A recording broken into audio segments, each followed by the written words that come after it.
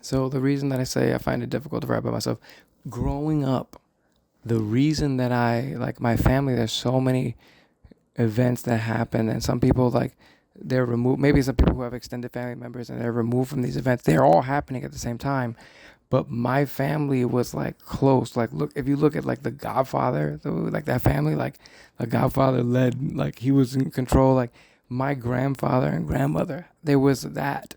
But when their son, the eldest son, died, it was sort of like Game of Thrones, like the it fell apart. Like House of the Dragon is about the family falling apart. Like even though it's, a civil war and dragons, and all that, the show is really about a family breaking apart and watching it happen, which is very similar to The Godfather, watching one, fall apart while watching one build up in the second film, especially. And so I love those films, and I grew up loving movies to sort of escape. And I say not to escape like life was so bad. Like my mother might take that to offense, and I don't mean to say that. What I mean is that like we couldn't go out as much, or and if the neighborhood was bad, even though I was outside, like I was still, the lights come on, but like some days were worse than others, or it was cold, or I had my grandparents, my great grandparents lived at home. My grandfather was blind. My great grandmother had Alzheimer's, and then shortly after, maybe shortly before we left New York, I don't know if it was about a year before we left, or maybe 6 or 7 months before we left New York to go to Florida. It's about 1995. My great grandmother's sister, her husband dies, and because of that, she goes into shock, and my mother cares for her too. So I'm sitting there, like for me growing up, my room was like, we had a small in the Bronx, Story Avenue, Classen Point Lane. There's a in the Soundview area of the Bronx, of the South Bronx. There was this housing projects. They actually, I found this out later. I'm fascinated by it. The housing there is military housing. Well, it used to be.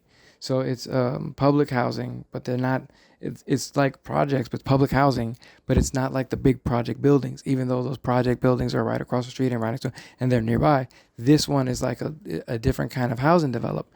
The reason is it was that area back in World War I was a base, and those houses were the officers' houses. So this was top tier housing back in World War I.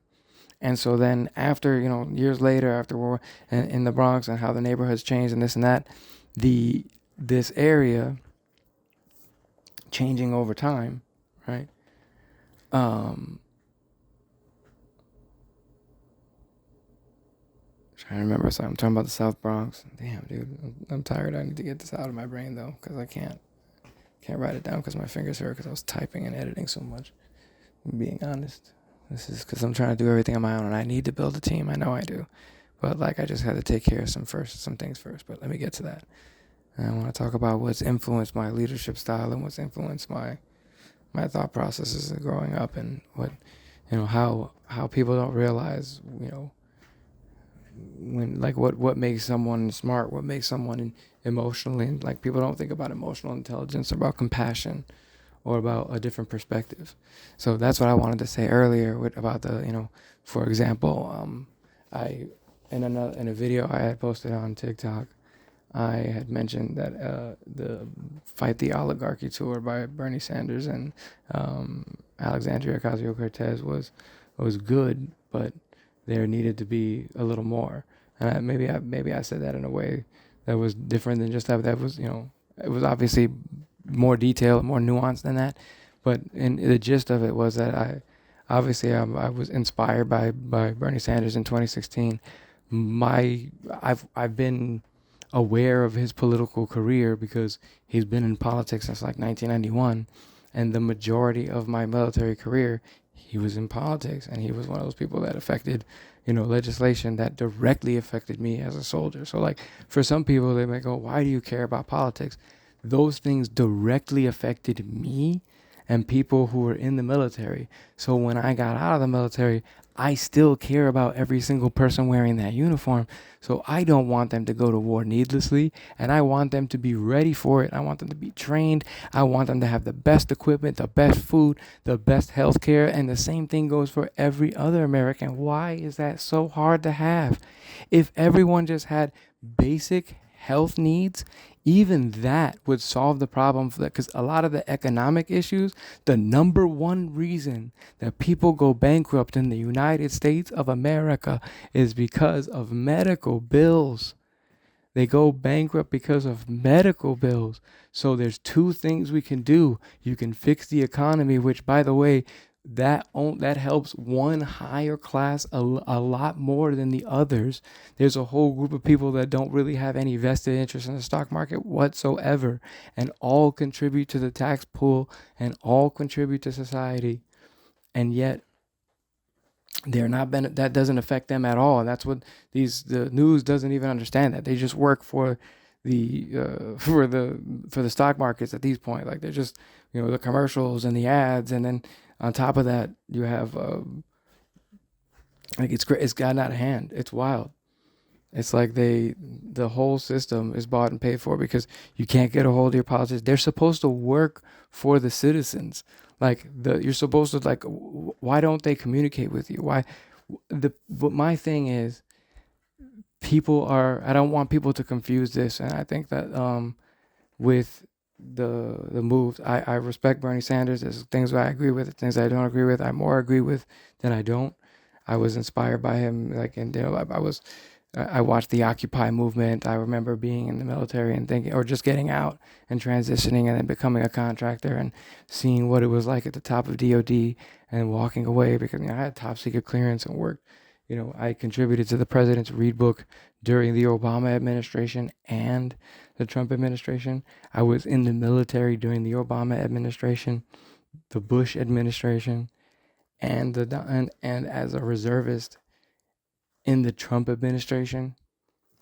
Like, I served under all of these folks, and I know at some of the highest levels, and stepped away because there was industry up there. There's gatekeeping at that level of, wouldn't even believe. Most people will tell you, like, what goes on in DC at the Beltway. There's so much, and you can't get away from it.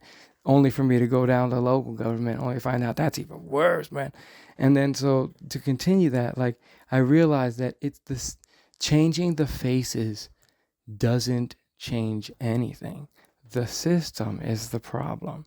And the only way we change the system is with not just some new faces, radically different faces.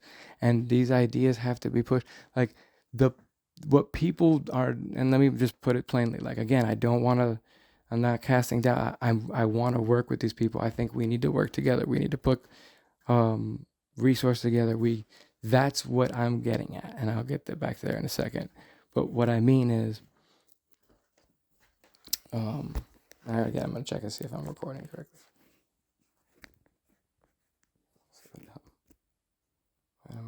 Yeah, okay. So what I mean to say is that Bernie Sanders himself and Congresswoman Alexandria Ocasio, my mouth is, and it's late. I have to drink. My pauses. All right, and sorry. No disrespect to Senator Cortez, or excuse me. Ooh, yeah, there you go. Or Congresswoman Cortez. Anyway, to be fair, even when she first burst onto the scene, and I want to give all due respect because I remember I was one of the people that Bernie for president, and Hillary, and I was Bernie, and I was in the military, and and I could say with honesty, like, I voted my first time that I voted for George Bush, and I think I don't want people to feel offended by that vote, but or like voting thing. Most people feel like it's taboo to talk about, but I think it's important to discuss this in this way because I was in the military, and even though things were bad, and I think the other candidate was John Kerry at the time. I believe that's what it was. Yes, because it was the second time because I was younger. I was too young the first time. With the whole Al Gore thing, that was in 2000. I was in high school when that happened. And so when George Bush was president, I voted for him solely because he was he was already the president. We were in very rough situations, and even though a lot of decisions, mistakes were made, people have to understand that even in your life, you're going to make mistakes, and you have to realize that you learn from those mistakes, and sometimes you don't, and sometimes the people that have problems don't learn from those mistakes, and if you were to say just looking at your life, right? If each country is a life, like you gotta have to put this in like a fictional universe like Star Wars because the years on this is gonna be crazy. Because for China, it'd be like older than Yoda. Yoda's like 900 years old, and China's been around for 5,000. They're in different forms for their government for 5,000 years. You know what I mean? So they've been around. And I think sometimes we as Americans understand, yes, we had a good come up, but let's not be disrespectful. You let's work together in this world. Like, what are we doing? We got so, I imagined when I was a kid, I played video games that had Street Fighter for Super Nintendo that had all these characters from different countries. Yes, they were fighting each other, but I was curious about the guy from the USSR and then this guy from here, and it made you start asking questions. People did. I was like, yo, this I love the history of this. I love that in the X-Men was an international team. Can we bringing it back to Marvel? I love the idea of the outsider, the outcast. That's what I felt like when I remember kids in high school saying that they thought, I was like, oh, I always thought you were just fine. I never thought there was anything wrong. Of course not. For me, I was put on a smiley face. I was I always wanted to make people laugh anyway. When I was younger, that was my thing. That's why I wanted to get into making films because making people laugh, almost like stand up comedy or making when you do something silly, some class clown type thing. Those are there's evolutions. I hit stages. I was never permanently one way. I did something and thought I didn't like that reaction. I tested things until I figured out what was what was it me? What was I about? And I don't think I was allowed to fully express that because when I wanted to grow, if I said, hey, I wanted to grow my hair longer because I wanted it to look like this. No, this is what you look like. My mom used me would make me put wear the nerdiest outfits. I'd be like, Mom, I can't wear this to school. I would never get fly stuff, bro. It was sad. I was like, bro, you can't do this. I was just trying I'm from the Bronx. What are you doing? You're trying to get me beat up, bro. So I would it was hard. I went to a Catholic school because my parents were trying to, they were trying to live to, they were trying to upgrade, but Catholic schools have tuitions. My dad he built the library and the school and built them the first computer lab and did all that as a contractor in exchange for me going to the school. Almost that was his, instead of donating a library because we didn't have money to donate a wing or pay for the construction. He just, he said, hey, you pay for the materials, I'll do the work.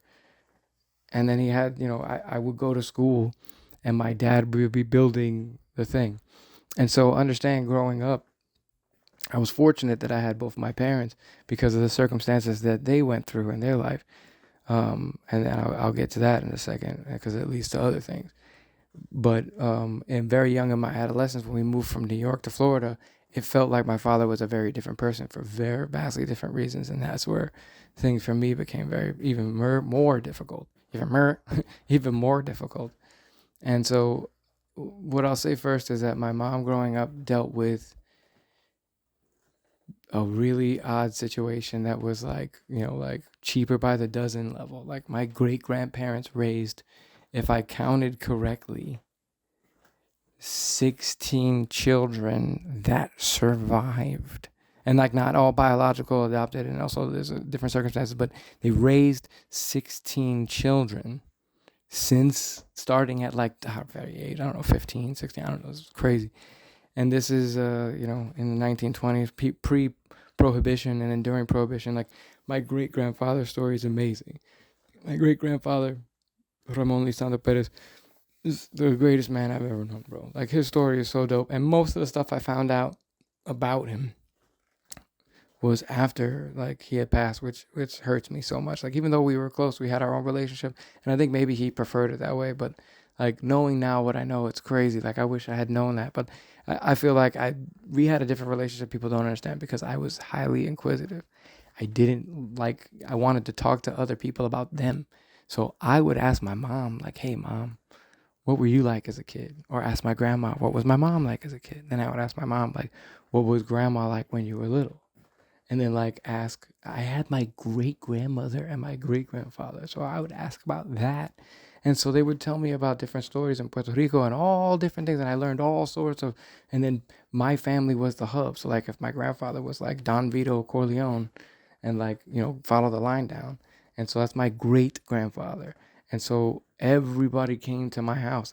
Like we lived with them again in this housing complex, which by the way I don't think I've even fully finished explaining, was an old military like housing development for officers that after the war they gave back to the city. They donated that area once the base was no longer base and time changed.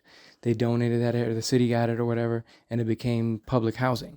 And so it looks different because it was like basically like townhouses of like World War One, and they were brick, and they probably would survive like fires and different things. Like I think about this. So and it was I didn't think anything bad about my neighborhood. I love my neighborhood. At looking back, then later on, right when we were leaving, it got really bad, and I didn't notice. That was one of the reasons we left. There was a person who, on my bus was like literally almost taken hostage. A guy attempted to get onto the bus, and the bus driver closed the door, caught him in the line with the bus, and drove off. But like somebody literally tried to hijack our bus, and thankfully, the bus driver responded the right way. And then another time there was like we lived across the street from the 42nd precinct, and there was a shootout. This guy walks into the precinct. They were like he said, "Are you looking for me?" or some shit. And then he ran out, and they went chasing him. And he started, I guess, I don't remember if he fired inside the police station or if it was in the parking lot. But like it was, something quick. Like it wasn't like fucking Hot Fuzz or goddamn Die Hard. But it was as it's happening, me and my mom were at the bus stop. This is in the morning, I think, and like we're just like super early in the morning as I'm waiting to go to school. I can't remember if I was coming back. Maybe it was 'cause in the afternoon. I don't really remember, but I remember my mom grabbing me and diving under the freaking what do you call it, the chair. There was like the bench where you're waiting for the bus, because back then it was like they're not a lot nicer now, but it was just like this little thing. And so she dove underneath there. We're like, oh my God. And where they're huddled, and there's everybody in like that was like walking around because New York's very busy, and like so everybody was walking around was like hiding behind something or on the floor or whatever. And then the cops ended up subduing this guy. I don't remember what happened, but they got him. And then my parents were like, hey, after those two events, we got to go. And so those were the catalysts. There were other reasons too, but I've always found it fascinating that they were military barracks specifically, and that I grew up there. And I'll get to this is another thing I just always thought was, is it a coincidence or is it some sort of synchronicity or what? Destiny? So our apartment building, or the building we lived in, was 66A. Right? That was the apartment number, 66A. Our next door neighbor, they were Jehovah's Witnesses. That comes into play later. So like this is like foreshadowing and shit. So my first army unit, right? Again, I grew up didn't even know I grew up in military housing, right? And I grew up loving characters like Wolverine, who's a veteran and also worked for the CIA, which I worked for DIA, and I'm a veteran, and I've done these different things. And these characters, I gravitated towards characters that I didn't even realize I was like, and I had affection for. And so instead of inserting myself into stories or writing a story about myself, I saw bits and pieces of myself in these characters and could relate to them, and vice versa. And so wanted to tell stories with, whether it was other characters and tell stories with them and continue this like X-Men 97 and add on to that, or whether it was looking at as like in the same way as any plan. I was a planner. I've planned different things. I used to in information operations, which they used to call PSYOPs, We used to plan different types of operations that involve, people gathering information. As an intelligence analyst, we used to plan missions to collect intelligence in different platforms and compile them and conduct missions, and people's lives would be on the line based on those plans and had to be done correctly. And then at the same time, I also was a cybersecurity analyst. So I was also making plans for how to develop network infrastructure, for how to upgrade these systems. And you have to constantly upgrade this, and you have to constantly keep up with the new, challenges, the new lingo, the new equipment, the new whatever it is, the new tools. And so I love the learning part, and I love meeting people who are, more knowledgeable in different aspects like that. And you go this way, you learn a little bit of that. And like, I've learned about cryptocurrency. I've had like data miners. I learned about blockchain technology. A lot of people just don't understand it. This is one of the things that I wanted to say with Bernie Sanders and AOC. They have a limited understanding of certain things, and I want to bring that to the table for us to come together, because they aren't drawing these crowds individually. Like Bernie Sanders isn't drawing the crowd. Congresswoman Cortez isn't drawing the crowd herself. The crowd is coming because of the conditions that we are all in. The people are doing the work. And I just want to understand that they are showing up because these two are fighting for it. But like, let's understand the context of that. And I want to bring that all the way back to saying that in the Metal Gear game, the entire problem with the information, the whole game is trying to, the artificial intelligence in that story, that's the enemy, wants to control the context of the data and the internet. There's so much information that basically, like, most of it's garbage, like selfies, and they're like junk data according to this game. But the idea is to create a narrative so that way across the board, like, I'm just going to give an example. Today I asked Alexa to tell me about, and I keep saying, today I asked one of the, electronic assistants, I'll say, to answer a question about the, again, I asked the earlier question about the Treaty of Paris, to tell me what was the name of the, and I guess I was asking the question wrong now that I think about it. I said, what was the treaty that ended Vietnam? And it said, I don't understand the question. And I said, how did the Vietnam War end? And it said, the Vietnam War was won by Russia, North Korea, North Vietnam and China, and just basically named, that as like just victors. And I was like, every question I tried to ask, it just gave me that answer. And I'm not trying to say that for any political reason. I just thought it was strange because when I rephrased it, it kept giving me that generic answer, even though what I was looking for was what was the name of the document that was signed in order to do that. And then when I asked it that, what was the name of the document that ended the war? They said no treaty was signed. I was like, okay, I know that no treaty was signed, but what was it? It was an accord. It was these accords. And so I found it strange that the AI wasn't adapting, was just very adamant on only giving me that one very specific response, as opposed to the way before it used to sound a little more natural. Like I was very cordial with this, like, hey, thank you, and it would say you're welcome, and it just felt like it was like a recording. It's weird. Anyway, maybe it's just me. The point is, with the bringing that all back, I learned a lot of this stuff, and probably joined the military and worked for DIA because I played Metal Gear Solid 2, because one of the characters is DIA agent. It involves this AI plot. I mean, I was a cybersecurity analyst. I understand that there is, in trying to control the context of the information, that's what we're looking at sort of with buying up media platforms and only censoring certain people and saying that you're about free speech, but censoring other people's free speech while also yelling from the rooftops that you are all about free speech while actively suppressing the free speech of others. And then there's people who see this and are actively engaged in it, and others see that and go, how? You know that it's there. You see it. You know that it's wrong, and yet you're still doing it. And then some people snap out of it. Once people snap out of it completely, that's when you have a revolution. But some people just haven't snapped out yet, but it's happening. It's like we're in season 1 of Andor, not season 2 yet. But anyway, that's a funny reference. But I was also saying that you can. Earlier, I mentioned that every life, it can be like a movie if you register. So like if you make a biopic, if you could tell a person's whole life in 2 hours, right? Couldn't you visualize these different things differently? So like as a country, couldn't you visualize a country as a person? So if the United States was a person, it would only be 200 years old, 275. I don't know. I forgot it.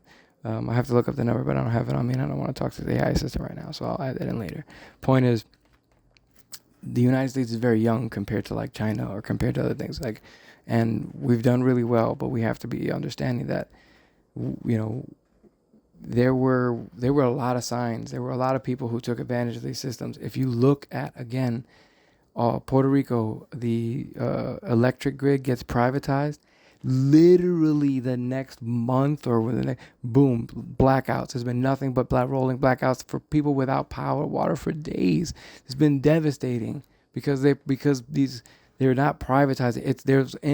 There's all these deals and there's so much corruption on the inside, and people just hadn't seen it, and now they're like, how do we fight? And you're like, well, one of the ways is elected official, but it's not just that. There's all sorts of ways, and you have to be careful and be mindful of your the school boards, or whether you want there's all sorts of things that a lot of people aren't even aware of. Like I thought to myself, how come there's no how do some people even find out what's going on in their towns, or what they're like? There's no place where it's posted other than like a website, but they make them super difficult to navigate of like what laws are being passed. These people aren't talking about anything. They're not doing town halls. Like I think that instead of talking at people, I don't want to go somewhere. Like I've been asked numerous times, like to hold, like when are we gonna get the rallies going? And I was like, I definitely want to do that, but I'm more looking forward to like the town halls than the rallies. Like I want to talk. I want America to tell me and tell them, like tell their story, like all these different parts of America to tell their story to the rest of America. And we take that message. And instead of me saying, I know the way forward, because if anybody did know the way forward by now, especially if you've been in politics for a while, you would have already been the one to say, hey, I've got the plan, and then you would have won. So I'm saying, we're all doing great and we're moving steps forward, but now we just need a little alley-oop. And so in this instance, I'm saying that we need some fresh ideas, and not these kinds of ideas. Like you need somebody that has planning experience on multiple levels, planning for, military operations, planning for information operations and psyops, and understanding how humans think and behave and collecting intelligence, and at the same time understanding how the technical aspects of the collection equipment, and also understanding the maintenance aspect of that equipment, which is like a lot of people don't put their hands in all these different pots. And so I've been doing the work. I've studied and lived in numerous parts of the United States, from Florida to New York, Virginia, Washington, D.C. I've visited Maryland. I've been military bases in Fort Jackson, South Carolina, and Fort Huachuca, Arizona, NTC, and they're like all there's numerous places in California, Hawaii, Schofield Barracks, and all these different places, and all these different people that I met. Like I'm just I've been curious about life my whole time, which is crazy because like even as a young child, I remember always being up at night and just thinking about like to be honest with you, death. Like like what's after that? Like what do you like? What? It's not necessarily a fear. It's more like a just observation that just sort of, and it's not just death, but also like the universe, and like how our planet is so small and there's this vast universe, and is it truly empty, or like are we living on the edge of a black hole, or do we live in a simulation? Are we actually a hologram projected image of the universe, or vibrational, like all these different variations of what reality is? It fascinates me to discuss these concepts more than it does to discuss my personal self and my accomplishments in life, though I feel they are plenty and they are great. I was in the military for almost 20 years, and somebody be like, oh, that's it, so you're in the like, no, but I mean, I worked for these presidents, I did all these things, and not just that, like to put in perspective, again, I was talking about Marvel and I was talking about films. That is what I enjoy. I wanted to make people smile because sometimes I couldn't smile, and I know what that felt like. I know that it was hard for me to feel good sometimes. And so as a kid, even when things were good, like my parents just didn't understand, like I was just wired like that, I guess. Like I was just a highly inquisitive kid, and I was really aware of the things that were happening at a very young age. And a lot of people were, and I'm like, you don't see like there's something wrong? Like at a very young age. And so like a lot of people were oblivious to it because they're just living their lives, which is nothing wrong with that. But like I was just very keen to like, man, there's homeless people, like what's going on? And it's just, and I think, my great grandfather, again, setting the example, he brought his wife's entire family. Because let me break this down for you. I did, like, if his whole life, when he told me, like, who he was, my great grandfather, he never mentioned that he came from money once upon a time. Like, if I asked him, like, he would tell me about my great grandmother, her family going back, and what they were like on the island, Taino, and like all that. But he never talked about himself. I said, well, what about, like the Perez? And he was like, oh, we don't come from anywhere. And I just was like, oh, well, maybe like, sometimes, orphans or this. I just didn't know. And it wasn't until after he passed that, we found photos of what seemed to be rich family members, like in 1904, and my grandfather's face there. He's like a 4-year-old kid in a photograph. Yeah, they had money, and this is 1904 or something. I don't know. And so then, we start asking some of the older folks, and they go, oh, yeah. And we're like, what? He never told me that directly. And they were like, well, here's the story. And again, so I grew up in the household where they lived. And so when someone died, when there was weddings, when there were parties, when it was Christmas, everything happened around them. So when my family talked, I was always around, either to hear, like people just forget I was a fly on the wall. Also, I wanted to hear. I was asking questions. I was just, my mother would tell you she thought I was gonna be a reporter. So I would go around with a Talk Boy tape recorder, a cassette tape, and talk to people, ask them this. And then when I got a camera, I was doing that. And I was always, like, since a very early age, writing things and goofing off and trying to learn improv. And it wasn't just to like make money. It was like for being with my friends. Like my friends, we made movies together. My cousins, like, and we just, even though nobody had ever seen those movies except like either us, or some of the stuff never got made. It was just the fun of doing it, or like it was just clowning around. Like that was great, and those memories, like me and my cousins, like we used to like make fake, like we made videos of like us using the force, and like these were things that we bonded with. That I noticed that people don't realize it's a way to connect. Like I'm not gonna sit there and like goof off the same way that I would have when I was a kid, and I definitely don't have the relationship that I have with those people anymore. It's just you get older and just people have different lives. That's all. And then you have but that connection you can always just like when the new one comes out, I go, oh man, I remember when I saw this with so and so. That doesn't necessarily mean I have to call that person up or spend time with that person. Sometimes that person isn't alive anymore, or any other circumstances. Otherwise, there's no reason for that communication. There's many different reasons. And so for me, it's that like, oh, wow. And then I can share this with my son. You create new memories and new experiences. And so with the Marvel universe, it's great because every time they come up with these phases, and like my son, my 3-year-old just learned, like he's using the word phase. He's 3. And he's like, oh, phase 1. And he's like plotting. I'm like, what are you, Stewie? Anyway, so in the different phases, like after a while, like it's like one kid's growing up and the next one, so they're too young to really care and they're still watching their kid ear cartoons, and then they get older and you're like, oh, now we got to start from the beginning, and now that it's the multiverse, we got to go all the way back. And so like now taking it all the way back, and I'm gonna get to the X-Men, but before I do that, I want to stay with my grandfather because it's a doper story. I don't want to trail off to, but I will come back to that. But my grandfather's story is much better.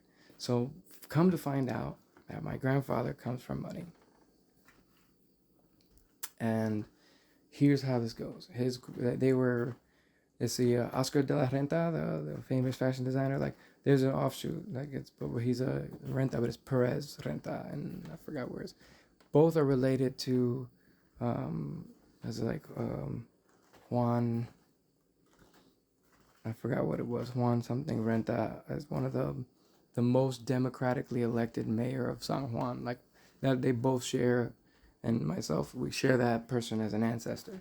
And so, anyway, he came from these people who were politicians, and basically he conducted the census, right? And so he rides out to, from where he was. It was a 13-hour horse ride from where he was to San Herman, where my great grandmother lived. And so he meets this girl by going, stumbles on this land, finds a girl, like, I guess the story goes that she was, and I was thinking about putting in the film this, showing all of the scenes that I've been told a story of, that even if the events happened, somebody's telling a story and I heard it like this, I'm like, I want to put that maybe in a different format that's different, like maybe a different aspect ratio, or maybe a different, it's black and white. Like, I definitely want to do something cool, and I don't want it to be like I think it needs to fit them at, well, we'll see how things go and try things out, but I want to do something that feels unique, because again, when I'm saying let me cook on this one, I know that a lot of people love like the intellectualism and the educate, like the fact of reading a book and things like, but a lot of people aren't going to pick up a whole ass book and read about somebody's life. So I can give you a 2-hour movie in my life, biopic format style. And the reason that I make it this way would be because, one, it's digestible. That's the format I resonate with the most. Like, I learned so much from movies growing up. Like, I learned a lot of skills. I joined the military because I played video games with these characters, and the characters on the X-Men and the Avengers were veterans, and such and such. There's so many different things, so many different reasons for a lot of the decisions that I made in life, and maybe people don't really know that, or subconsciously that's what's going on. And so, in growing up, in doing all this stuff for fun, I had hoped that, like, I had a genuine plan after high school to, like, go to Canada, buy a New York. I would go to New York, stay with some relatives, save up some money, go to Canada, study like improv, and like, find some jobs, do whatever I had to do to, like, get into and essentially get into the industry, and then get in and make films, and be on Saturday Night Live, and write on Weekend Update, or write for Saturday Night Live at the very least, and be on some of these on something, and develop something original about my culture, something nobody's ever seen before, make some original stuff, and also collaborate on other people's stuff. And it's not about the money. It's just like how George Lucas and what do you call it? And God, what's his name? Martin Scorsese, and this guy very recently, Megalopolis, Francis Ford Coppola, and the other one, Mr. George Lucas, Steven Spielberg, like all these guys, like they were all coming up in the same era, and that, like, they collaborated with each other, like Quentin Tarantino and Robert Rodriguez. And I was so influenced by those movies, and Robert Rodriguez made so many incredible original movies, and I'm like, people say there's no original ideas anymore. It's like, no, that's not true. And I was like, but we need to make more content. And I saw this interview with a guy who was on the George Lopez show, and I'm trailing off, but I'll come back to that. The reason I mentioned is because I did a whole event with George Lopez, and I spoke with him, and we had a great conversation. I liked the guy a lot, back when Joe Biden was running for president, and I thought it was a great experience. And a lot of people were sort of shocked by that, and like, I look at these people, like, I appreciate him as a person, but I don't see him like as a celebrity. Same thing with these Congress people. Like, you're just a person, and you're supposed to work for these institutions. You're not like some celebrity that should never be able to get in contact with you. That didn't make sense to me.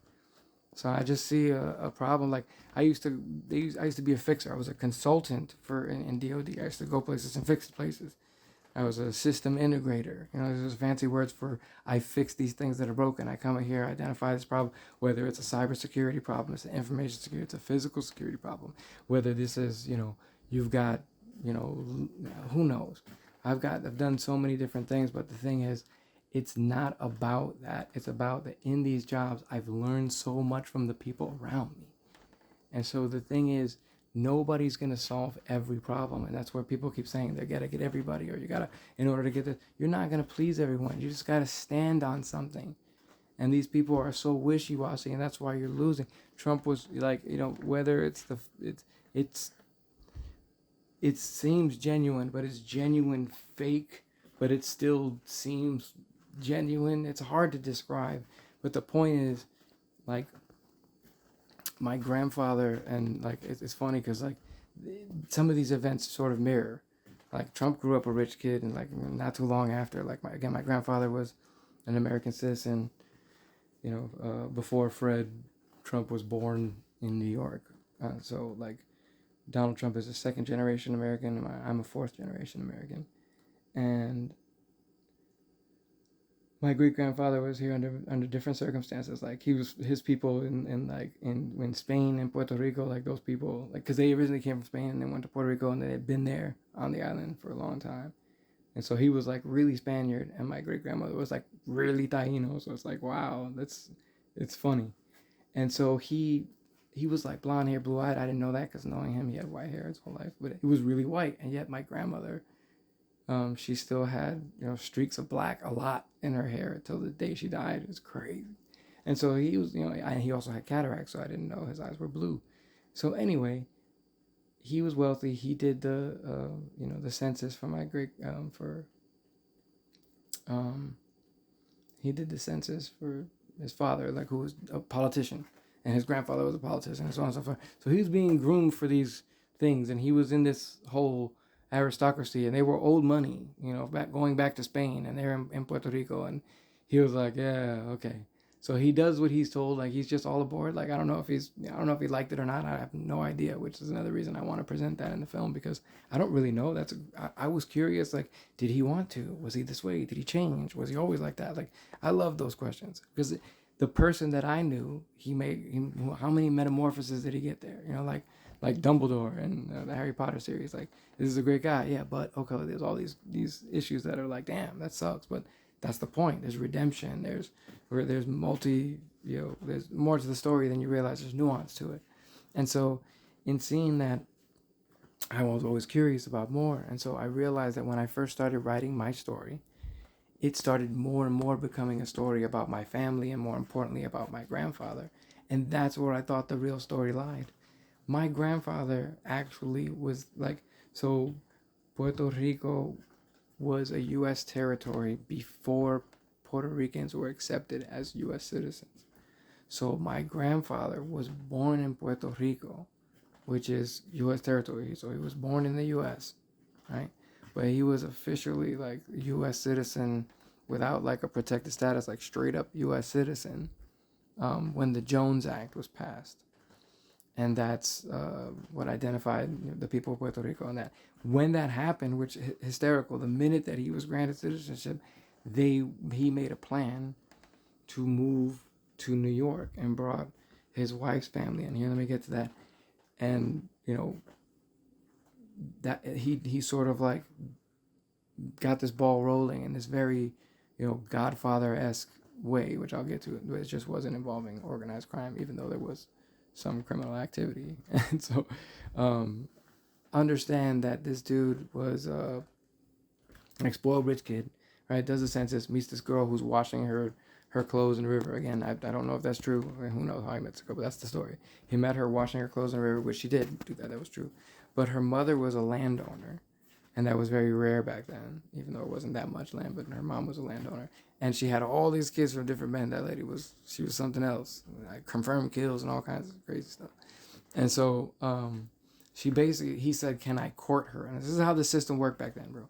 This guy had to ride 13 hours from where his family was in the home station. That was like, he would go do the census, stay in the area at the hotel or wherever the building was. The people would put them up and take care of him because again, this is, old money. He was just on assignment, and they would go and even though he was a young teenager, and then he would go there 13 hours on horse, and then she told him you could see her for 2 hours every Sunday supervised. I don't know how long he did this, but they get married. And also at the same time, knowing that that girl's also raising a kid already. And it's not her kid. She didn't have a baby. She was a midwife. My great grandmother was a midwife. And her cousin, right, died in childbirth. And she was the midwife to her cousin. And when she died in childbirth, the father was just out. And so she took her in and said, I'll raise her. Like, it was like, what are they gonna do? And so she took responsibility. And then my grandfather said, I'll support them. And when he brought this girl home, they initially told her to enter the back door. Like, you know, there's certain things back then that were awful. And so he was like, no, she's with me. And they were like, no, she isn't. He's like, well, then I'm out. And he left his family behind. And he was like the oldest male. And I think something happened. He had a younger brother, but I think he passed away, unfortunately. And then, but he had, you know, sisters, and he ends up, you know, moving in with her. Now imagine this, rich kid, spoiled, right? This dude ends up learns construction and builds the first roads and highways in Puerto Rico, right? And contributed to the very first roads and highways. This was a horse and carriage days, so they transitioned to cars because of this dude. All the while learning like the process for making like rum moonshine made from rum. So like a high proof rum moonshine made from like sugar cane. So they call it pitorro.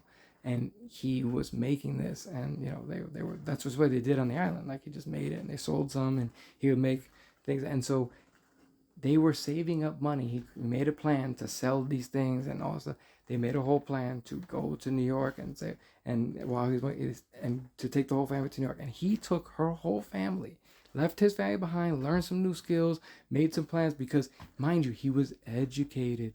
So this dude took all the knowledge he knew about the networking and this and that and the out of the deal, like, and he just did this thing and said, "I'm gonna take your whole family." Gotcha, boom. Once he does that, instead of just going Godfather and creating a mafia system, he just goes, "Okay, that I did all of this so that we could do this. Now go." And then everybody sort of like was in these areas, but he sort of, you know, he was the Godfather. Like people went out of respect and asked to this, and like, you know, it wasn't, you know, there was a these people were paying homage to each other, and the neighborhoods took care of each other, and everybody, oh, the Don so and so, and it was just care and love and community.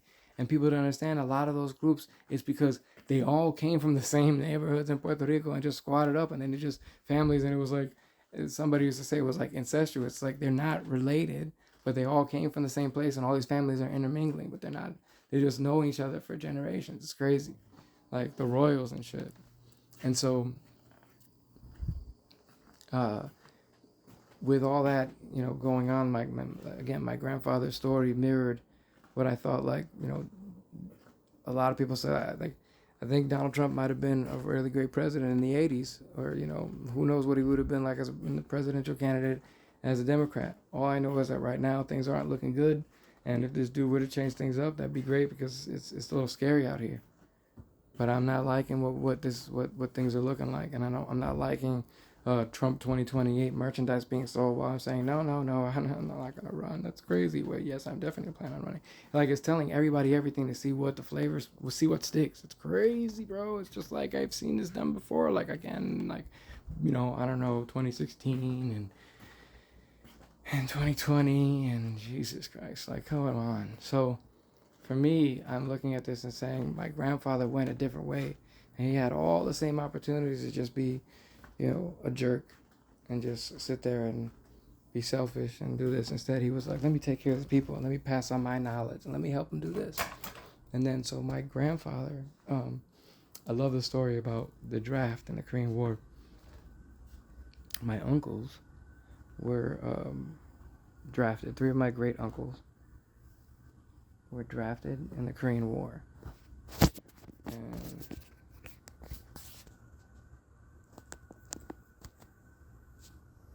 one went to Germany, which was significant because I ended up going to Germany, and like I ended up finding out, and again, this is very crazy because my first unit in the army in Germany was Alpha Company 66 Military Intelligence.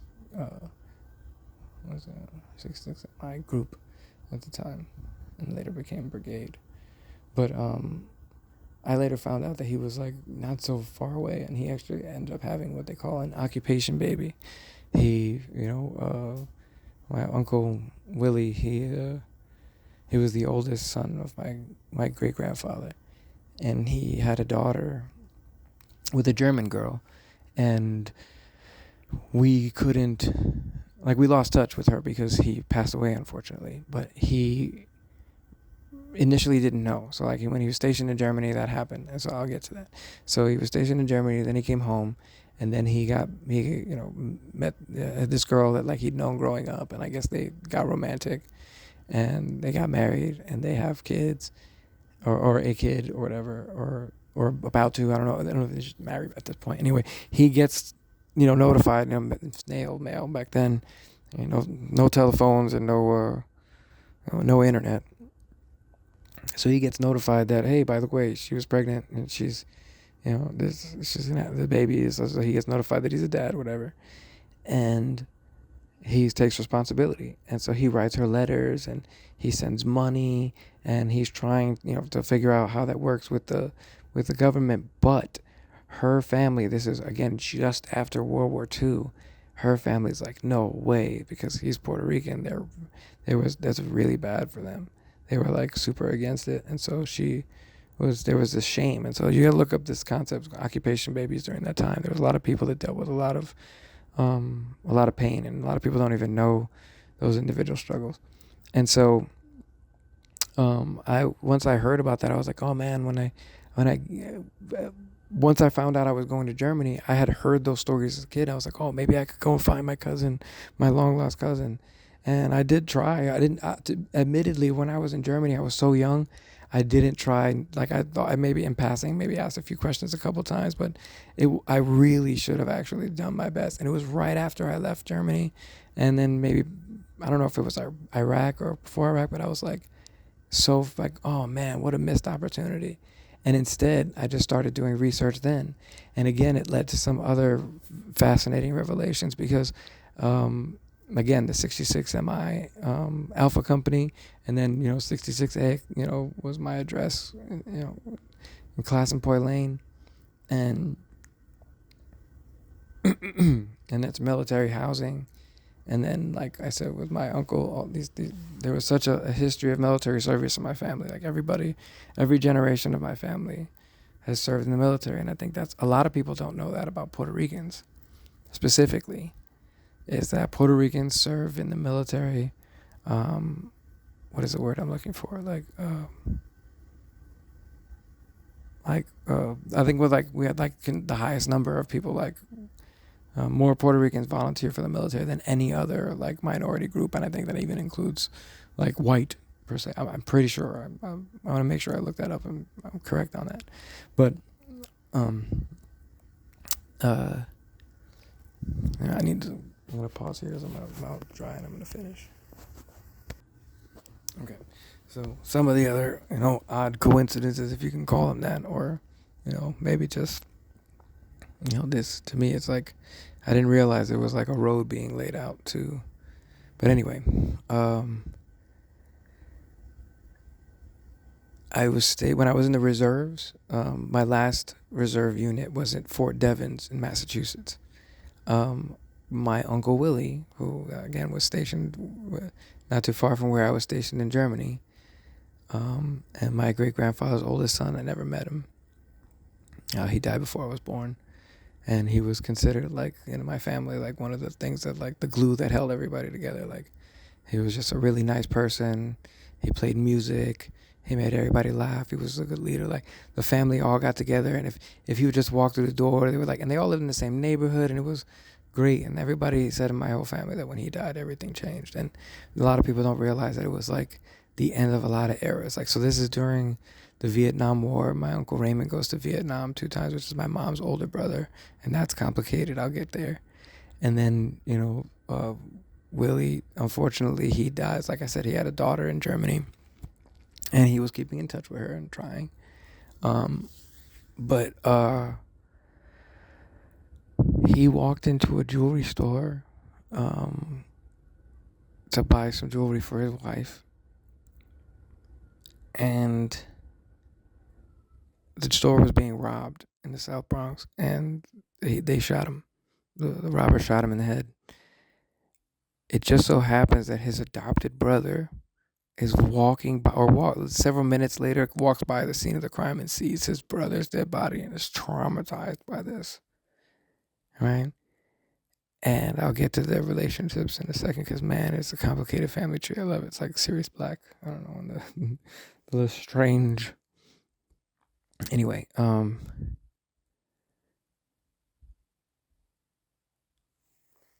point is that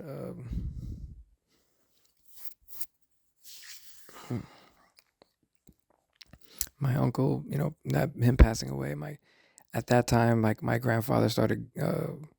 I think he was getting cataracts and started eventually going blind, and um, my great grandmother was diagnosed with Alzheimer's, and although for a few years she was good, towards the end she did, like before she passed, she deteriorated very very quickly, but she lasted a long time, man. And so I experienced a very interesting life because I grew up with these people. It's not like my great grandfather, like, oh, we went to visit my great grandfather on his farm. Like, these people lived in my house. I never really fully explained like what the inside of this house was, like how small this place was, right? So I put it this way. Um, we didn't have like central air conditioning, and there wasn't like any walk-in closet. It was just like a rack and like a little closet. And then we had like a radiator for heat in the winter, and we had an air conditioner, like a window unit, right? That would like drip and it was like make noise. It was terrible.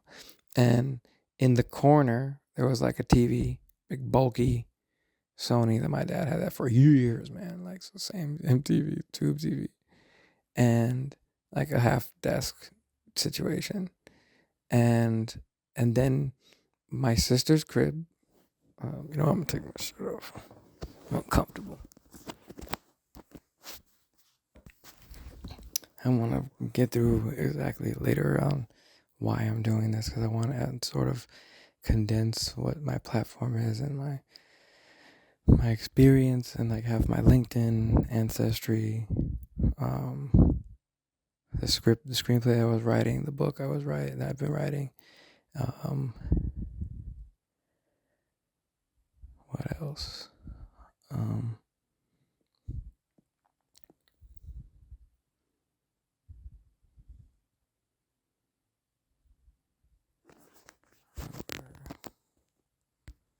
I want to talk about like where my values come from, where my sense, like my stance on different things, and sort of condense that. And like I feel like in film, you can really convey that a lot because that's my preferred format. Like that's the stories I wanted to tell growing up. I wanted to make movies and make people laugh and even share Puerto Rican stories with people that weren't like, stereotypical or weren't just like heavily forced, like shoving something down your throat and just showing like the similarities. And so the point I'm getting at is that Puerto Rico's, I there's some people that want to see Puerto Rico statehood. I'm one of those people. I think the island would benefit for, especially if there wasn't corruption and we can do some things. And so me personally, that's what I want: Puerto Rico statehood. And I know the island. What I want, what the people want. And the last vote was that the majority of people wanted that. So I support that. And the film in a way is about my grandfather's life and the entirety of like the Puerto Rican American experience. Like they were all granted citizenship on the same day because of the Jones Act. So like my grandfather experienced that, and I grew up with this person. We lived in the same house, so that's what I was doing. I was talking about the dimensions of the house that we lived in, and so my sister lived in. I had forgotten. I was trailing back. That's what Trump would say. Circle back. And so my sister's crib, which my sister, and then my dad, my parents had we had a bunk bed. So there was a full size bed on the bottom and a twin size bed on the top. And so it was, and then between the full size bed and the crib, there was only enough space to like slide through like sideways. And again, like the closet was like a pole and like some closet open. It wasn't nothing to step in.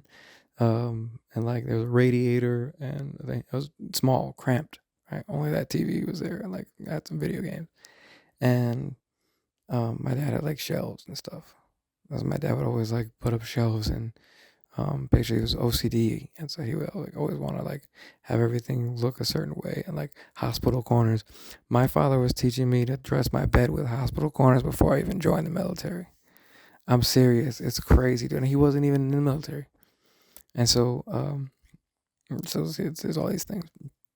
And so, as the story continues, I want to talk about, like, my credentials and my history. But the reason I'm talking about all this is because it influenced me growing up, like hearing these people. Like my grandfather was my inspiration for what a man should do, or what a leader should do for his community. And so I'd never wanted to be a leader, but I believe that, the best leaders are people who don't seek power, but rise up to the occasions when necessary and reject, you know, like absolute power and the temptation of seizing power in those situations. People who know, like, hey, look, FDR, 4 terms, he could have said, I'm king now. Or George Washington could have said, forget, bump that, like, there's no rules, I'm king now. They didn't do that because they were like, no, that's not what this system is. That's not what, like, that looks like. There's no kings here. And I think we need to remember that. And so, like I said, I swore an oath years ago, and I get to a lot of the reasons why I joined the military, including Metal Gear and, the X-Men and, my grandfather and my background. And I'll go on my LinkedIn and read my damn resume. I'm going to go down the list and tell my ancestry percentages and crap. But I also want to read some excerpts from my book in a different video. I want to read all the paragraphs, and so that we can pitch it, because I have a lot of work to do. And I want to remind myself of all the things I need to do. I need to fill out some applications tomorrow, send some emails, make some phone calls, and start scheduling things. And like really need to get on the ball, because there's a lot to be done, but it's going to get done. And so anyway, let me get back to my grandfather. Well, my uncle at this point in the story. So when my uncle passed, also like, there was like a wedding in the family at the time, but that was sort of overshadowed by some family drama that affected both my dad's side of the family and my mom's side of the family separately. But it was also, there's so much drama in this person, and injury, and it's like just in my family alone. These people in New York, like my parents used to go to Studio 54. My dad worked at Crazy Eddie's. Like these people were all involved in crazy, like all these major events, and like they were there and present and existed for. They tried to like catch the Son of Sam killer by pretending to be like couples in the car, like my uncle and his girlfriend and my dad and my mom were like in the car with like guns and knives and shit, like trying to catch this guy for the reward. This is crazy, man. These are the kind of people you're dealing with that raised me. Hanging out in Studio 54, Crazy Eddie's, and freaking my dad knew Rick James, and like, I mean, my cousin, I have one of my cousins was she had an interview on some floor at the World Trade Center on September 11th, and she overslept, missed her appointment. Imagine, like that's crazy. And so then, separately, I have uncles that were both first responders that were there during that day. So like me being from New York, 9/11 was very personal for those reasons, because I had people that were directly involved and affected, and we were worried about and concerned. But also just like as an American, also, but as a New Yorker, and also separately as a person, that's just one with empathy and compassion for what a tragedy and all those people, and just I try to put myself in other people's shoes or think about like how they would feel, like with everyone that I met, even the people I don't like. I just try to understand them, and that made me a good analyst, which I'll get to, like why I think I was successful in the military was because I listen. I learned I like to talk, but I always like to ask questions. So I love to listen because I like to ask questions and find out what's going on. So I love listening, and I realize that that's a superpower, just giving somebody some attention. If you look at plants or like human beings or anything, a job, anything, the number one thing you can do to succeed is anything, or even a relationship, dog training, a job, a business, whatever, a plant, help it grow, raise a kid, raise a pet, train a pet, or I think I already said that, is give it time. Give it your time. Promote time and action. Like the universe does not reward intelligence or, like it's not about that. It's about action. You can be the smartest or the most capable or like the most talented, but you'd have to go out there and still work. And there's circumstances can affect that for sure. But like that's one of those things that we have to recognize. I think we need to do more of that. And I mentioned that earlier with the George Lopez thing because I talked to him with the campaign. And I'll get to why I was even on the campaign in the first place. Like why was I in a Biden commercial? Why did I introduce Vice President Kamala Harris at a rally in Miami? I hope I didn't say that wrong. I never mean an offense, but like I have like times where my New York accent comes out and times where like Miami down south stuff kicks in, and there's all these different flavors from places, and it's just how I talk. Like people don't. And if you look in pictures, if I'm wearing a baseball cap, whether it's a fitted cap or whether it's a bill, whether it's folded, whatever it is, or even my military cap, you'll almost always beanies everything see it canted to the side. The reason for that, for me personally, it's a choice stylistically, because I used to see those old World War II photos of people, like in those photos, and how they dress and how they'd have the hat to the side or fedoras. It's just such a dope look that I just like. I like it. It's just it's a subtle thing, and I like it. Anyway, moving on. Old soul, baby. So around the time that my uncle that he passed, my mother's older brother had done 2 tours in Vietnam and was struggling with, PTSD following that, and then they're struggling with this major loss in the family, and then there was my mom's one other cousin was murdered, and let me see, so like all these events happened when I was younger in the neighborhood that were bad, and then the 90s in New York were pretty bad. If I'm not mistaken, the 90s in New York was like, or specifically the South Bronx was like murder capital of the world. So I think like for a while, like it was like Florida City, I think was like the most dangerous city in America. And now like the murder capital of like North America, which again is of the Americas, if I'm not mistaken, is in Puerto Rico. Or like as a country, I think it's like Colombia, but like in terms of like,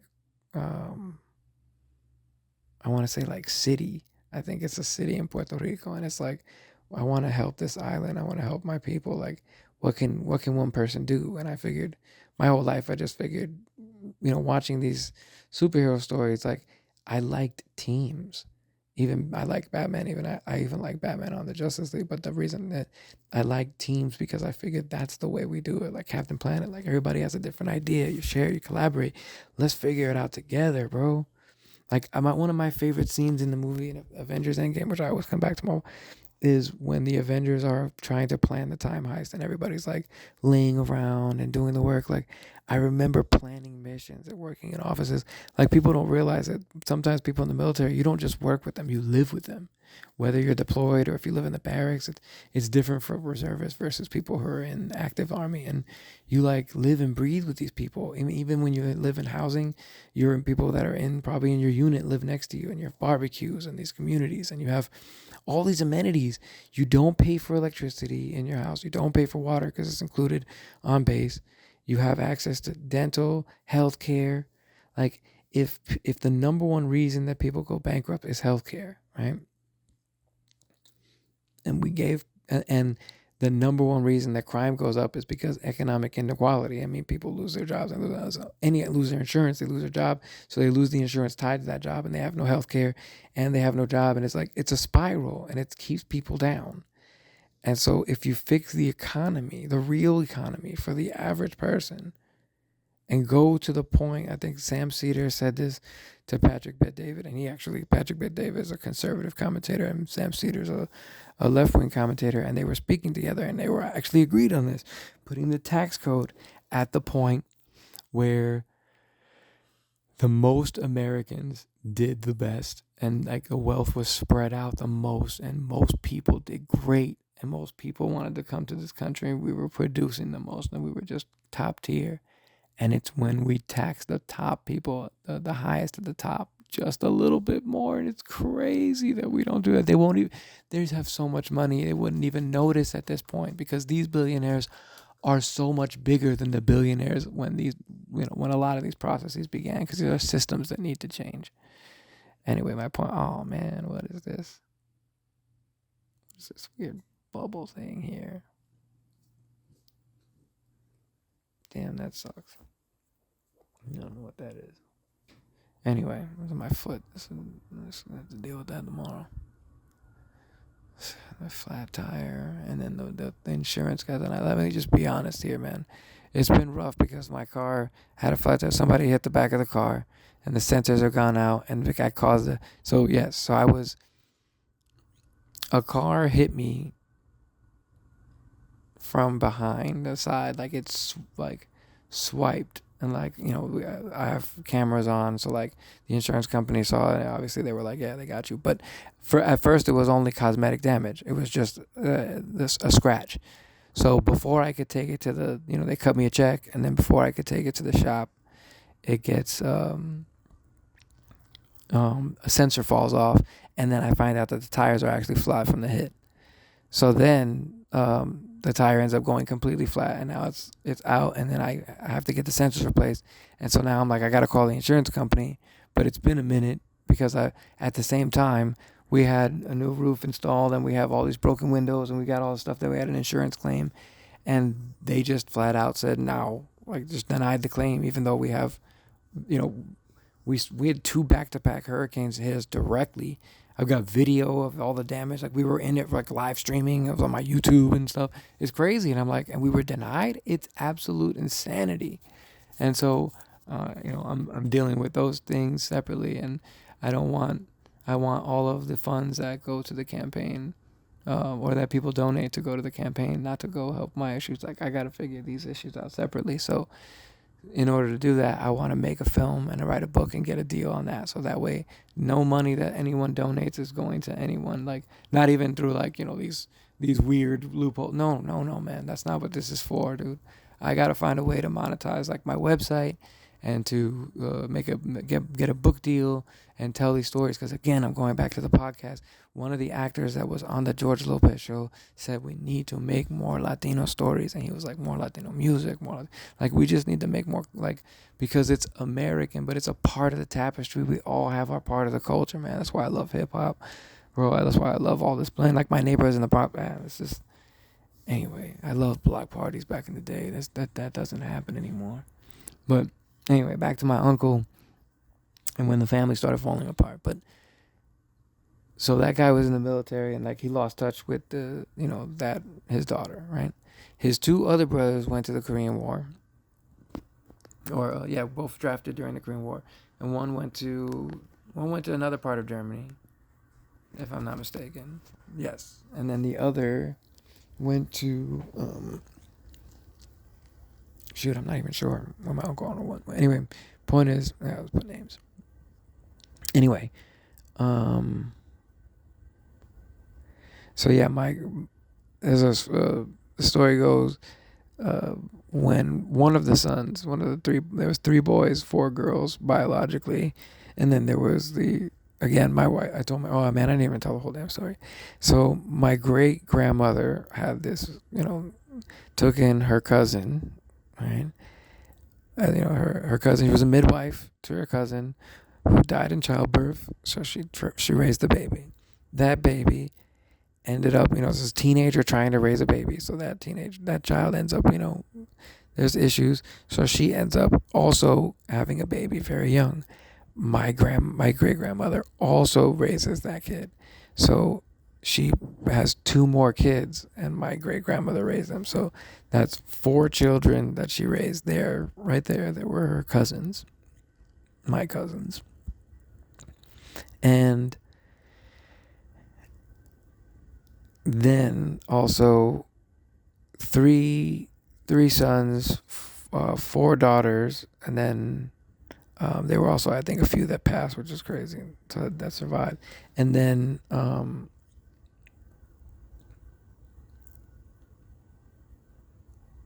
so then their oldest daughter, right, ends up also having a baby at a young age. And so they take that baby in and try to say, oh, they have this now boarding house of all these, oh, you're not, okay, boom, you got a kid young, oh, it's fine.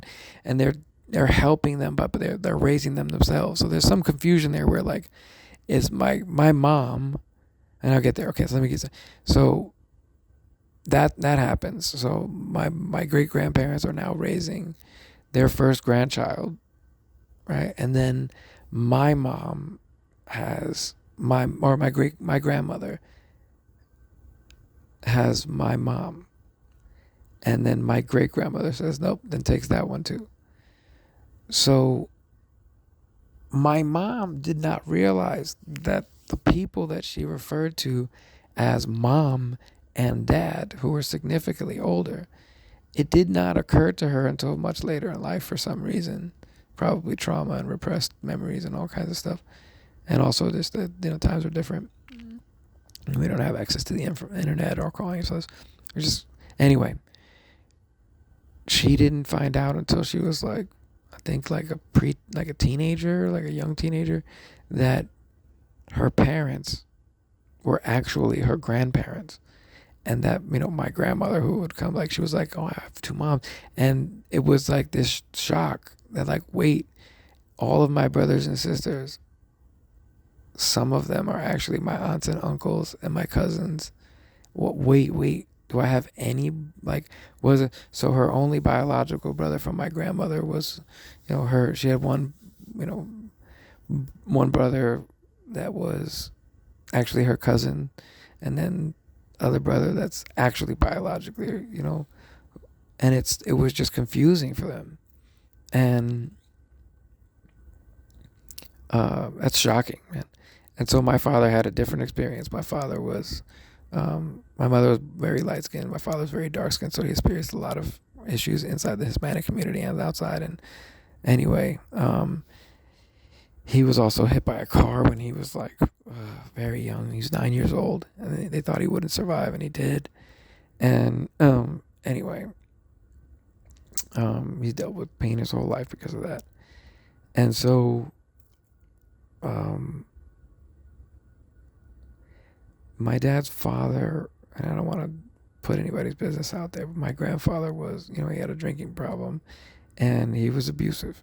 Back then, a lot of people thought like here and there was some misogyny in general, like, but we're talking about straight on, like, just beating people up for no reason. Like, it was just a great guy, except for this thing, and it's crazy. And so it's very dark stuff. So my grandfather, unfortunately, like, was abusive to my dad and his brothers, and so my father, because of that, these relationships with his relatives, they all, brothers and sisters, all big, were um, aggressive in their relationships, I will say. Whereas my dad, because of that, he went the opposite way. They all did the same, and he was like, "No, that's not what I want to do." And so my father taught me like the value of, like, it takes real strength to hold back.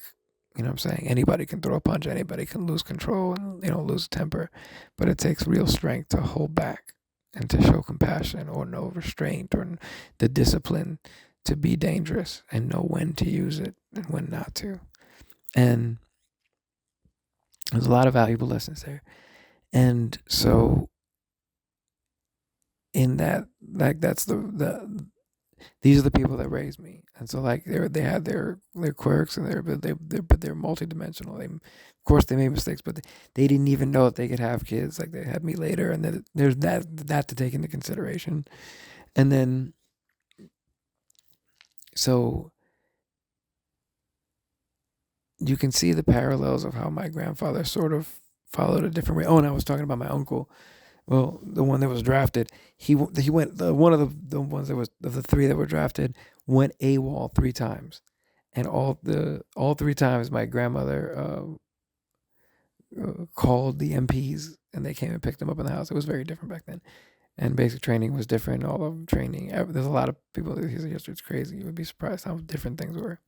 But again, I wasn't a history bump until I, like, joined the military and started thinking about all these things. And I guess I really was, because I was more of like a family history buff, but I wasn't interested in, like, uh, like American history or global history. And then I started liking mythology, and, like, I also have my faith, which I want to talk about separately at another point, because I don't think that it should have anything to do with politics, but I do want people to understand like a full nuanced version of where I come from and why I believe that no matter what my beliefs are, that should not affect the politics.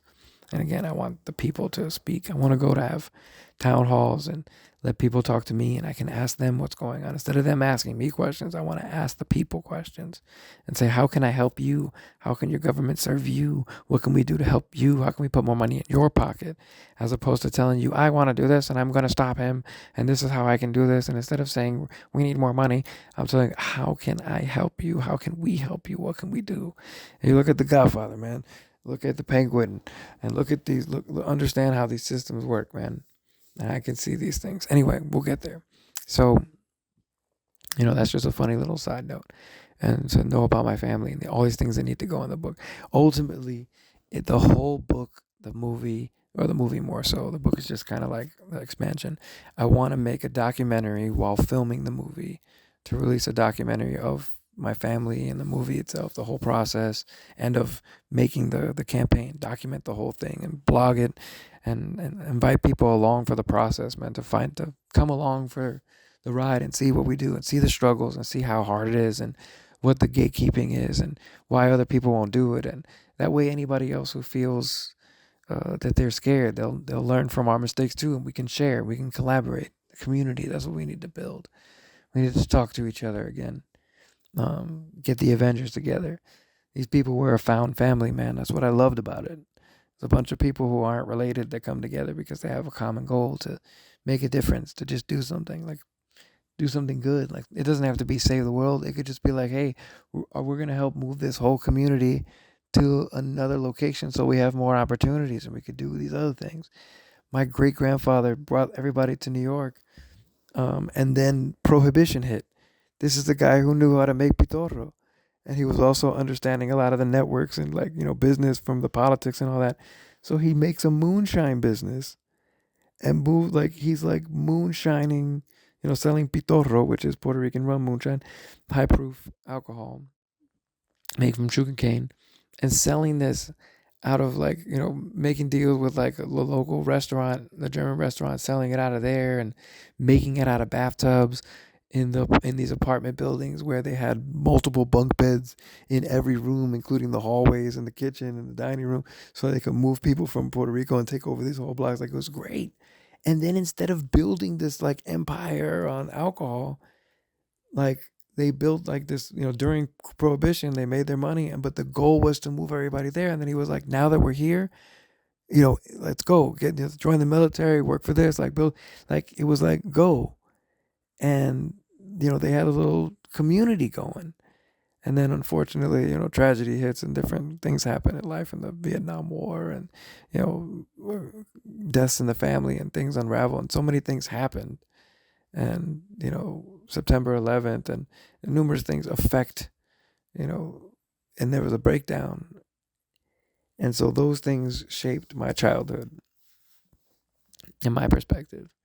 My parents, they tried their best to conceal, our state. Like I said, I was in a Catholic school, which my dad worked for and helped build the library so that way I could go instead of paying for the tuition because I couldn't afford it.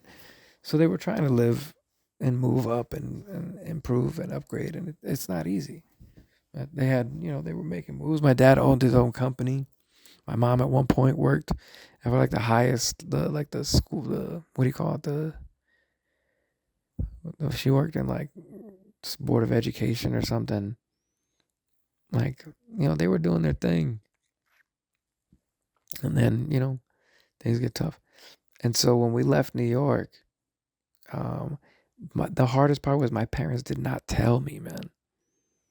So like, I, I shared like this, like, I had this family and like, oh, I never even freaking, man, I never even finished the dimensions of the goddamn house. So we had a 2-bedroom apartment. So I told you that tiny little bedroom. Well, my grandfather and my grandmother had like, they slept in the next room on twin beds. And like the old folks slept in their own beds. And then there was like in the middle, they had like a table with like a Bible and a rosary. They were Catholic. And then like a small tube TV with a little knob that had like UHF channels. I was usually watching like Spanish news or like La Lucha, my grandfather would say. And so my grandfather wasn't like sitting around watching TV. Like he was gardening or he was like building something or he was going over to help. Like he was always like just doing things. And that was a remarkable dude. He was like Daredevil, dude. When he went completely blind, he learned our entire neighborhood like with his cane so that way nobody would know he was blind. Such a stubborn old man, but it's great. And he was absolutely devastated when his oldest son was killed in such a tragic way, and for his other son to witness it and see the body, that was so devastating for our family.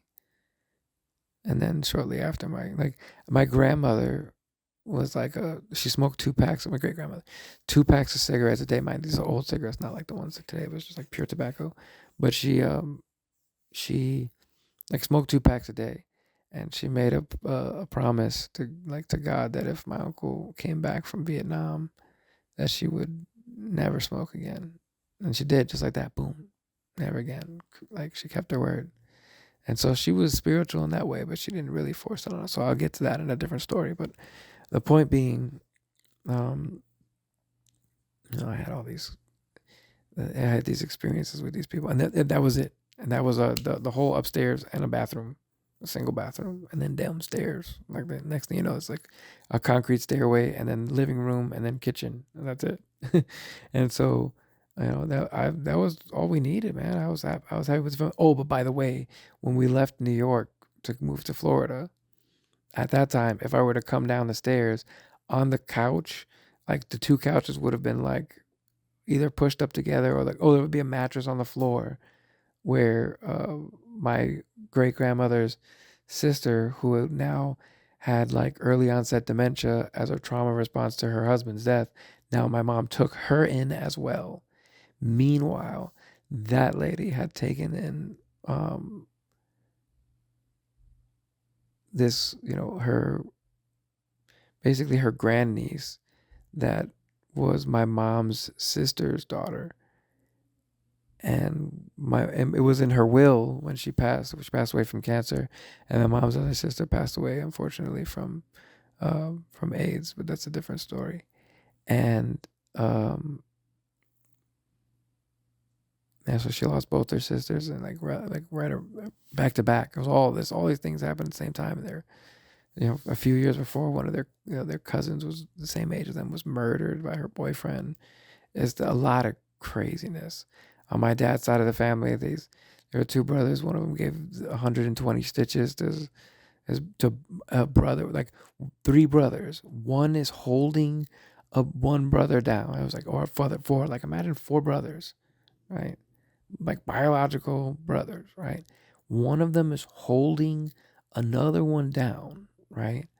While the other one pulls out like a box cutter, razor, and like carves the other one up, while the other one is trying to come in and break it up and help. Like that's insanity. And like these are the types of stories that my dad would tell. Like these are crazy stories about their house or their building in the Bronx being burned numerous times, or like the PLA, or all these different stories about gangs in the 70s and 80s in the Bronx, and like all these crazy stories, man. And so I learned all these things, and I was fascinated by them. Like my parents lived in Sedgwick Avenue, and this is like where hip hop was born, man. And so there's all these aspects that are built into who I am, and why I think this story needs to be told in this way. Because let me get to the nitty gritty of what the film is per se.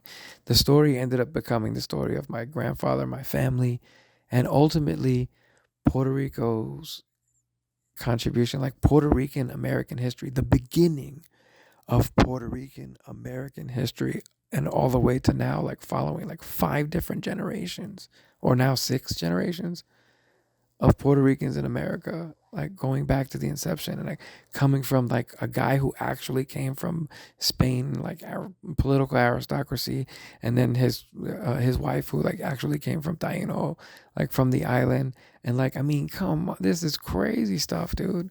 My grandfather used to drive, or excuse me, ride 13 hours on a horse to be with this girl that he could only spend 2 hours with supervised, and she was raising a baby that wasn't his, and he hooked up with her. And like, bro, this guy's dope. Like, what a G, man. And then, I feel it's crazy because then I learned these things later that when me and my wife, when we were dating, it was a long distance. But since I worked in Washington, D.C., she lived down here in Florida, I would drive down. It would take me about 13 hours to get down here. I had a Dodge Challenger. I love that car, by the way. And it would take that time. I would visit her. I might spend like, long weekends, and I felt like I connected with my grandfather in that way, strangely. I could sit there and tell him or feel the connection because we had similar experiences. And like I felt like I understood the level of love he had because that takes a lot of love for you to drive 13 hours every week. I was working 12-hour shifts so I can get like an extra day off so that I could drive down to Florida to spend 2 days and then drive back on Sunday so I could be at work like Monday morning at like 4 o'clock in the morning to beat DC traffic. Crazy, bro. And so,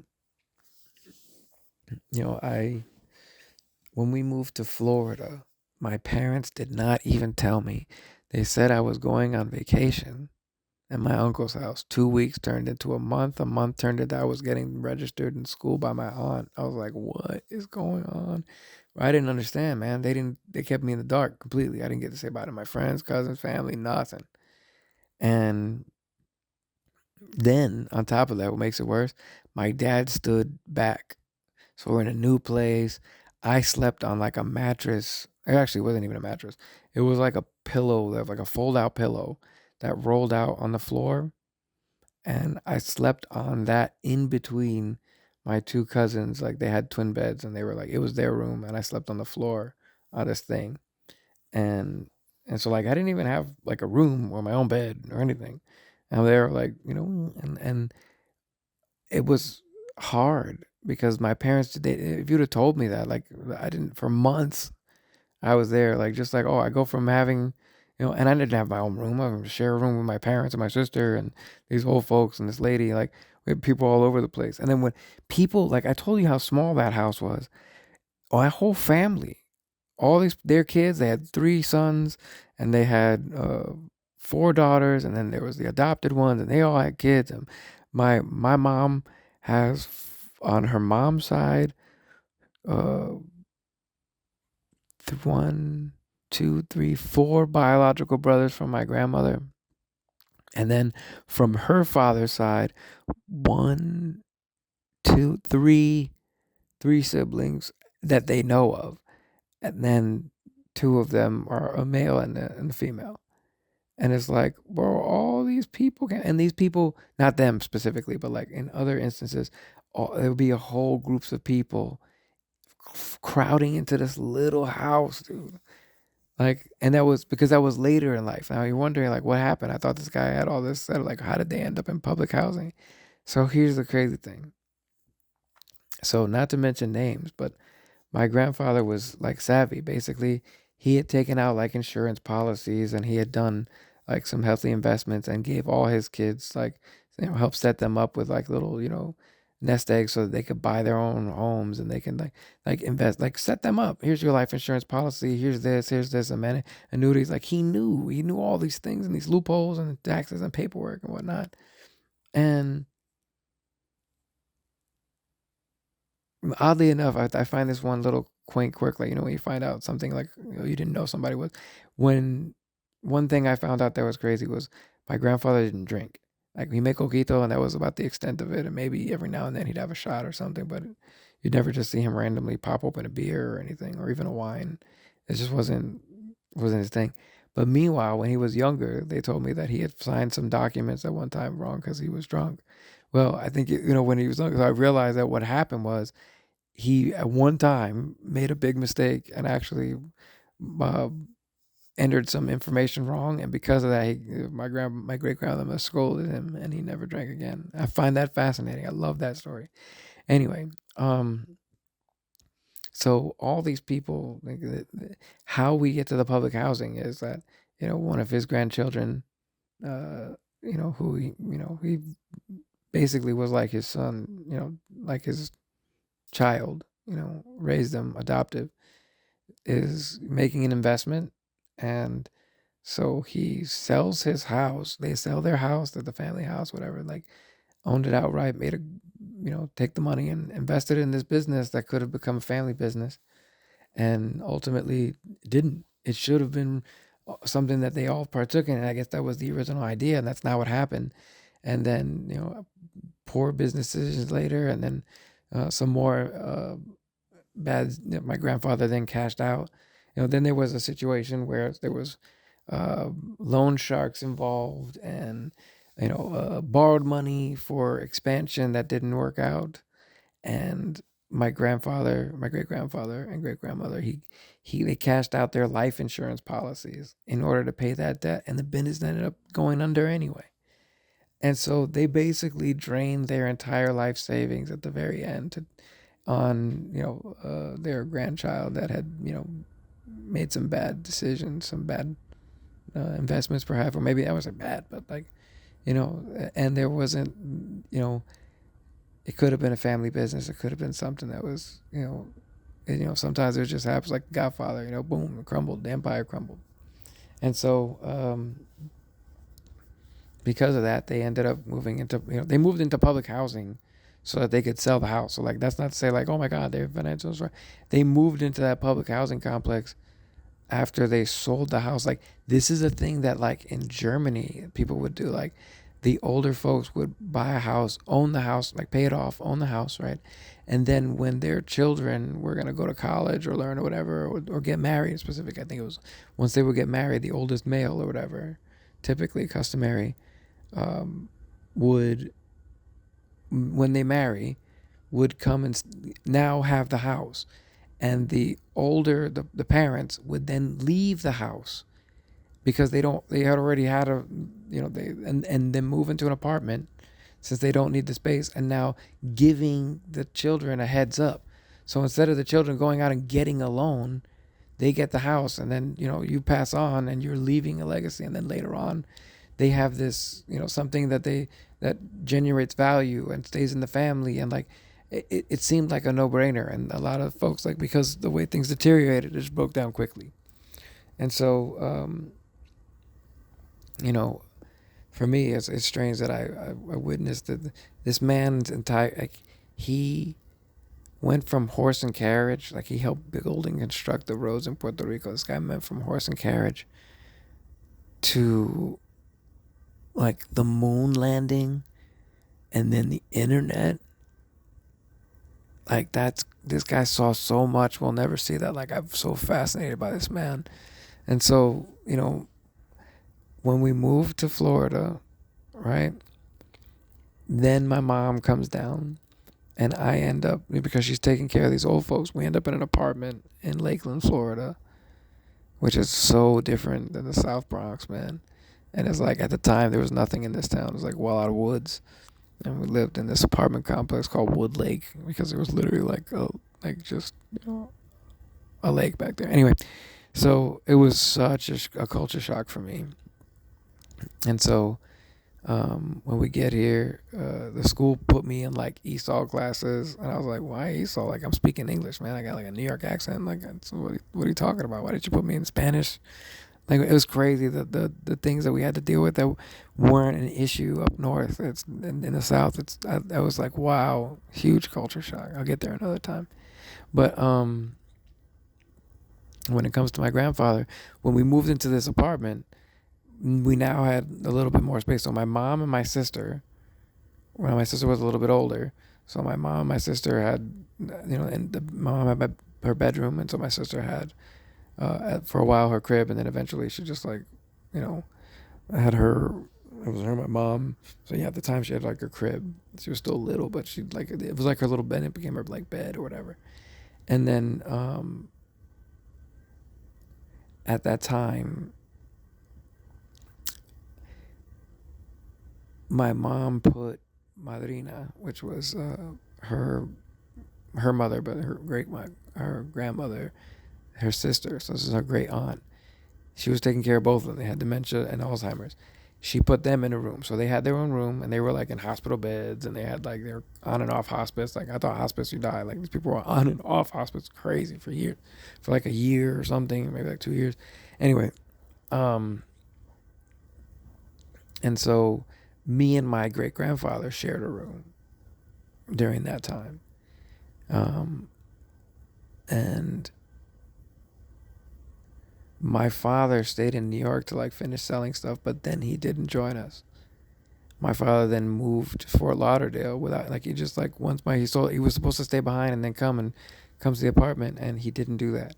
He just went to Fort Lauderdale and like had a whole other life. And like I don't want to put anybody on blast, but like I'm gonna have to be honest. Like a lot of people don't understand like the hardship that I went through and like what my mother dealt with, and my father had like, you know, a whole situation ship, you know, and there was someone else involved in a whole like basically like what are you doing, like taking care of these other people, and like meanwhile I haven't seen you in months, and like you're over here taking these kids, like somebody else's kids, out to dinner, and it's crazy. And then you pick me up or fly me out, like you don't even come and visit, you fly me on a plane to then take me out and have me spend time with, you know, the side pieces kids without me knowing, like disrespecting my mom like that,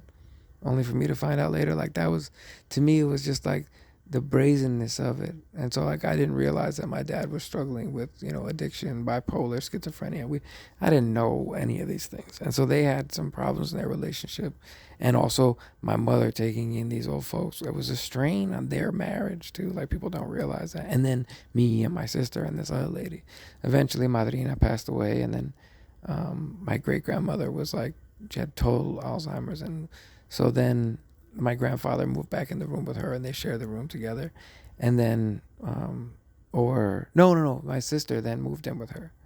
That's what it was. And then me and my grandfather stayed in the room for a while. And then eventually, if I'm not mistaken, they went to stay with my grandmother for a while. And then we ended up moving to, so like we were all like bunked up in the little house. And so we ended up moving. My family, it was too much of a culture shock in Lakeland. So we ended up moving to Fort Lauderdale, only for my mom to discover these terrible things with my father. And like we lived in this apartment that the light was out. Like and like I remember having like no offense to my mom, but it's like, here's the struggle. We were dealing with that stuff like that while my mom had this like Oldsmobile with rust all over it that I just would not let her drop me off in the front of school because it was embarrassing, because we were struggling at this time with the move and my dad wasn't around. And now suddenly we go to stay with him, and it's like he's been out of the picture for so long. And then when we move, we find out that he still got that shit going on while we're there. So he like got two apartments. Like it was just like really awful, man. And the other place was better furnished. The other place, like it was her place, but he was there and he had, but it was like, but we had our light cut off. Like it was crazy, man. Like you're over there chilling, like you got like a flat screen TV, and it's crazy, bro. I just did not. It was so insane, and so that sort of caused a lot of problems. Then we moved to Miami. My mom and us were like, my dad stayed in Fort Lauderdale, and my mom moved to Miami. My dad was like, yeah, and they tried to make up, and my dad was supposed to come, he didn't. And then by this time I'm a teenager, so like I'm helping my mom out, like I'm doing most of like taking out the garbage, helping cook, helping do, you know, and like my mom did a lot of stuff because like she was raised like that's how that she did these things crazy. It's like very old school. And so I wanted to learn these things myself, but it was different. So when I joined the army, thankfully I had exposure to this. So I can cook, I know how to do laundry. Like it's different. So I had all these experience that like the army, and it was the greatest thing for me personally. But I'll get there too. But how we get there is that when I moved to Miami, that's it's hard in South Miami. We moved to an area called Gould, and we lived, man, that was rough. And so eventually my dad ended up coming, and when he ended up coming back to stay with us, there was such a different one. This person's going through that. At the time, he's going through addictions we weren't aware of, and he's got all these other issues. And then because of that, I didn't recognize this person, and we disagreed. Like I was like, bro, I've been getting along so long without you. Like, why is it like this? Like I preferred the distance in the relationship just because it was easier to love him at a distance, to be honest with you, because the admiration was going away. I was like, I didn't want to see the mask come off completely, bro. I was like trying to maintain some of the illusion a little bit. And so I know that people are imperfect. I'm not judging. It's just, it's complicated. And so ultimately, that causes a lot of friction. And so since I was 15 years old, I was working. One of my first jobs was working for the summer in my high school, Miami Southridge, and then working at a drive-through in Burger King, and then I accidentally applied for the wrong position at Hollywood Video, and became the manager of first assistant manager and then full-on manager of a Hollywood Video store before joining the army, and I picked my MOS. I researched my MOS. I was an intelligence analyst, and I want to talk about my credentials. And somebody wanted to call out my DD-214. I want to put that all online. I'm going to talk about all of my credentials and say why I'm qualified. But now I'm getting tired, so I want to end it here. I think I've talked for a good long while, and I will pause it at Miami and high school and meeting my wife in high school. I met my wife in high school, but we didn't date in high school. We reconnected at a 10-year high school reunion, and I want to get to see again more of this fascinating story that's going in this book and everything. So thank you all.